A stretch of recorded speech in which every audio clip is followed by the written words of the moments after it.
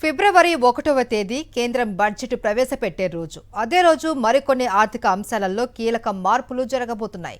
RBI వడ్డీ రేట్లపై నిర్ణయాలు, UPI new rules, Maruti కార్ల ధరల పెంపు వంటివి రేపటి నుంచే అమల్లోకి రానున్నాయి.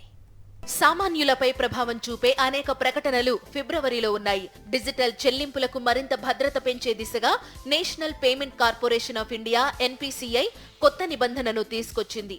యూపీఐ ట్రాన్సాక్షన్ ఐడి ఖచ్చితంగా ఆల్ఫా న్యూమరిక్ గా ఉండేలా చూడాలని పేమెంట్ ప్లాట్ఫామ్లకు సూచించింది.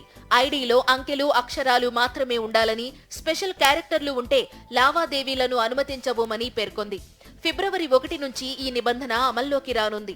దాదాపు అన్ని ప్లాట్ఫామ్లు ఇప్పటికే ఈ నిబంధనల్ని పాటిస్తున్నాయి.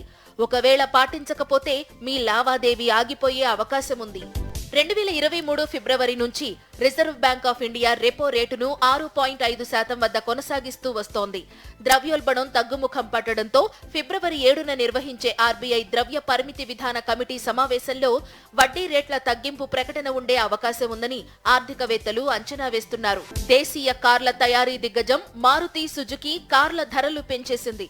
ఫిబ్రవరి 1 నుంచి ఈ పెంపు అమల్లోకి వస్తుంది. Celerio, Invicto, Wagon R, Swift, SUV Brezza, Vitara, Alto, S Presso, Baleno, compact SUV, Dzire ఇలా అన్ని మోడళ్లపై ధరల పెంపు ఉంటుందని సంస్థ తెలిపింది. కారు మోడల్ ఆధారంగా అత్యధికంగా 32,500 వరకు పెంపు ఉంటుందని ప్రకటించింది.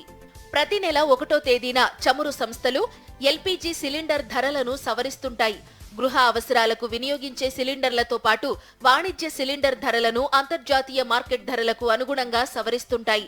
బడ్జెట్ రోజు ఎలాంటి మార్పులుంటాయో చూడాల్సి ఉంది.